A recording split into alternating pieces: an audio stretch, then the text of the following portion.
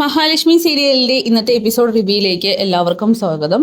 അങ്ങനെ കണ്ണനാണെങ്കിൽ അനന്തവും സാഗറുമായിട്ട് സംസാരിച്ചുകൊണ്ടിരിക്കുകയാണ്. ഇന്നത്തെ ദിവസം തന്നെ അയാൾ ഇത്രയും റിസ്ക് എടുത്ത് ഇങ്ങോട്ട് വരണമെങ്കിൽ അതിൽ എന്തോ ഒരു കാര്യമുണ്ടെന്ന് അനന്തുവിനോട് കണ്ണൻ പറയുമ്പോ അങ്ങനെയൊന്നും ഇല്ലടാ, നീ അത് ആലോചിച്ച് വിഷമിക്കണ്ട എന്ന് അനന്ത് പറയുന്നു. സാഗറും പറയുന്നുണ്ട്, അതെ സാറേ, അയാൾ ഇങ്ങോട്ട് വന്നത് ഈ ഫംഗ്ഷൻ മുടക്കാൻ വേണ്ടിയിട്ടായിരിക്കും. ഓ, അല്ലെങ്കിലും അയാൾ എന്തൊക്കെ വൃത്തികേടാ സാറിന്റെ അച്ഛനെ കുറിച്ച് പറയുന്നത്. എന്നാലും എന്റെ അച്ഛൻ എന്തിനായിരിക്കും അയാൾക്ക് പുറകെ കൂടിയിട്ടുണ്ടാവുക? അത് പിന്നെ സാറേ, മാർക്കോ പറഞ്ഞല്ലോ, അന്ന് കണ്ണൻ സാറിനെയും മഹാലക്ഷ്മി മേഡത്തെയും അപകടപ്പെടുത്താൻ അയാൾ ശ്രമിച്ചിരുന്നു. അന്നേ ദിവസം തന്നെയാണ് അയാൾക്കും ഈ അപകടം സംഭവിച്ചത്. അതിനർത്ഥം കണ്ണൻ സാറിന്റെ അച്ഛൻ തന്നെയാണ് സാറിനെ ഇങ്ങനെ രക്ഷിച്ചുകൊണ്ടിരിക്കുന്നതെന്ന് പറയുമ്പോൾ അത് ശരിയായിരിക്കില്ലേ എന്നിങ്ങനെ കണ്ണൻ ചോദിക്കുന്നു. അതേന്നെ, ഇത്രയും അപകടങ്ങളിൽ നിന്നും നിങ്ങളെ രക്ഷിച്ചത് നിന്റെ അച്ഛൻ തന്നെ ആയിരിക്കോടാന്ന് അനന്തവും പറയുന്നു. എന്നാലും മഹിക്ക് എന്തൊക്കെയോ പ്രശ്നങ്ങളുണ്ട്. അയാളുടെ മുഖം കല്യാണ പെണ്ണിനെ പോലെ അണിയിച്ചൊരുക്കിയിട്ടും ഒരു തെളിച്ചവും വന്നിട്ടില്ല. പിന്നെ മഹിയുടെ അമ്മയുടെ മുഖത്തും ഞാൻ കുറച്ച് മാറ്റങ്ങളൊക്കെ ശ്രദ്ധിച്ചു. അവർക്ക് രണ്ടുപേർക്കും എന്തൊക്കെയോ പ്രശ്നങ്ങളുണ്ട്. നീയും ലേഖയും ചോദിച്ചിട്ട് പോലും മഹി കാര്യം വിട്ടു പറഞ്ഞിട്ടില്ല. മഹിക്കൊരു കുഴപ്പമില്ലെന്നേ ഞങ്ങൾ ചോദിച്ചതാണ്. അങ്ങനെയൊന്നും പറഞ്ഞാൽ ഞാൻ വിശ്വസിക്കില്ല. എന്തായാലും എന്തോ ഒരു സത്യം എല്ലാവരും മൂടി വയ്ക്കുന്നുണ്ടെന്നൊക്കെ കണ്ണൻ പറയുന്നു. അവിടേക്ക് മഞ്ജു ആണെങ്കിൽ പായസവുമായിട്ട് വരികയാണ്. ഇത് കണ്ടേട്ടാ, പായസം എടുക്കുന്നങ്ങനെ മഞ്ജു പറയുമ്പോ, അല്ല, ഊണിന്റെ കൂടെ എന്താ പായസം തന്നില്ല എന്ന് അനന്ത് ചോദിക്കുന്നു. അതെന്താ, ഊണിന്റെ കൂടെ തന്നാലേ കുടിക്കുള്ളൂ? എനിക്ക് പഞ്ചസാരയുടെ അസുഖം നല്ലെന്ന് പറഞ്ഞുകൊണ്ട് അനന്തുവാണെങ്കിൽ ചിരിക്കുന്നുണ്ട്. കണ്ണനാണെങ്കിൽ പ്രതാപം വന്നതിനെ കുറിച്ച് തന്നെ ഓർത്തുകൊണ്ടിരിക്കുകയാണ്. അത് സാഗറിനും അനന്തുവിനും മനസ്സിലാകുന്നുണ്ട്. തുടർന്ന് ദുർഗയാണെങ്കിൽ കരുണയോട് ചോദിക്കുന്നുണ്ട്, അല്ല മോളെ, എന്തൊക്കെ പേക്കൂത്തുകളാ ഇവിടെ നടന്നുകൊണ്ടിരിക്കുന്നതെന്ന് ചോദിക്കുമ്പോ, എന്താ അമ്മേ? അത് പിന്നെ മോളുടെ അച്ഛൻ വരുന്നു, എന്തൊക്കെയോ വിളിച്ചു പറയുന്നു, ഒന്നും അങ്ങോട്ട് മനസ്സിലാവുന്നില്ലല്ലോ. എന്നാലും വിശ്വട്ടൻ എന്തിനാ മോളുടെ അച്ഛന്റെ പുറകെ നടക്കുന്നത്? അത് തന്നെ അമ്മേ എനിക്കും പിടികിട്ടാത്തത്. അവിടേക്ക് ഉണ്ണി വരികയാണ്. എന്നാലും എന്റെ അച്ഛൻ നിന്റെ അച്ഛന്റെ ദേഹത്ത് കയറുക എന്നൊക്കെ പറയുമ്പോ അച്ഛനും നിന്റെ അച്ഛനും തമ്മിൽ യാതൊരു മുൻപരിചയവും ഇല്ല. പിന്നെ എങ്ങനെയാ ഇതൊക്കെ സംഭവിക്കുന്നത്? അതൊന്നും എനിക്ക് അറിയില്ല ഉണ്ണിയേട്ടാ. പക്ഷെ അച്ഛൻ ഇപ്പോഴത്തെ കണ്ടീഷനിൽ ഇവിടെ നിന്നും പോയത് തന്നെയായിരുന്നു ബെറ്റർ.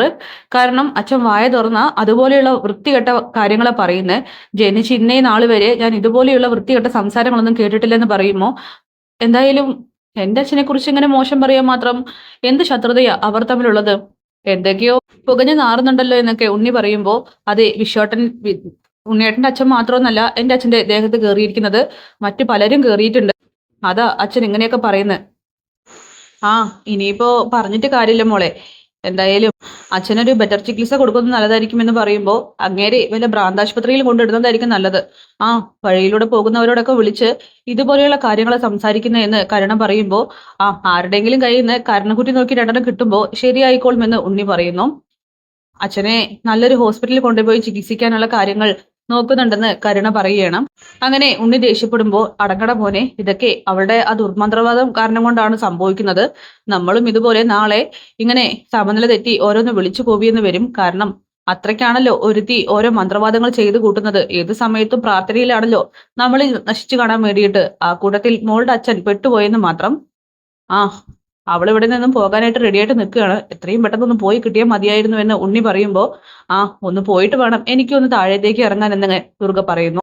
അങ്ങനെ കണ്ണനാണെങ്കിൽ മഹാലക്ഷ്മിയെയും വെയിറ്റ് ചെയ്ത് താഴെ നിൽക്കുകയാണ്. സാഗറും അനന്തവും താഴെയുണ്ട് അവന്റെ കൂടെ തന്നെ.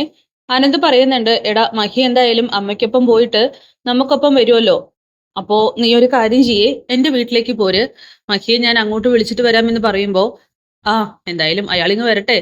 അങ്ങനെ മഹിയാണെങ്കിൽ മോഹിനിയുടെ കൈ പിടിച്ചുകൊണ്ട് താഴത്തേക്ക് എത്തുന്നുണ്ട്. കൂടെ തന്നെ മഞ്ജുവും ലേഖയും. അങ്ങനെ മഹി, അപ്പൊ എങ്ങനെ ചടങ്ങ് പ്രകാരം വീട്ടിലേക്ക് പോവല്ലേ?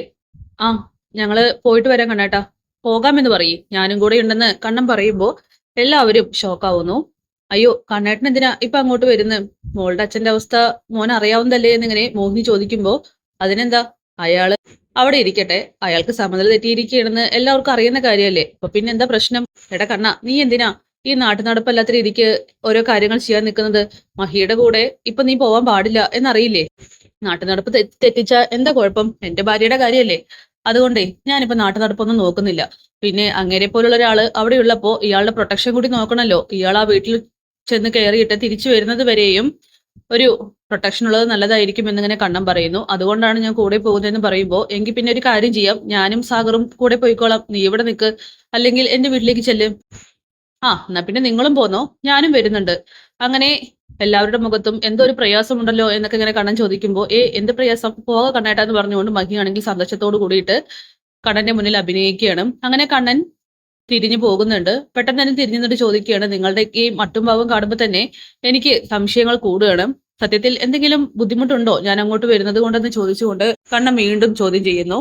ഇല്ലെന്ന് പറഞ്ഞുകൊണ്ട് എല്ലാവരും പുറത്തേക്ക് ഇറങ്ങുകയാണ്. ഈ സമയം മഞ്ജു ചോദിക്കുന്നുണ്ട്, അല്ലേ ലേഖിച്ചി, എന്താ ഏട്ടൻ കൂടി പോയ പ്രശ്നം? എനിക്കും തോന്നി എല്ലാവർക്കും എന്തൊക്കെയോ ഒരു ബുദ്ധിമുട്ട് പോലെ. അങ്ങനെയൊന്നുമില്ലടി. അങ്ങനെ എല്ലാവരും ചേർന്ന് പുറത്തേക്ക് പോകുമ്പോഴാണ് വാമദേവനാണെങ്കിൽ പ്രതാപനെയും വിട്ടതിന് ശേഷം തിരിച്ചെത്തുന്നത്. അല്ല, നിങ്ങളൊക്കെ എവിടേക്കാ? മഹാലക്ഷ്മിയുമായിട്ട് വീട്ടിലേക്ക് പോവണമെന്ന് ചോദിക്കുമ്പോ അതെ പോവുകയാണ്. പ്രതാപനെ കൊണ്ടുവിട്ടോ?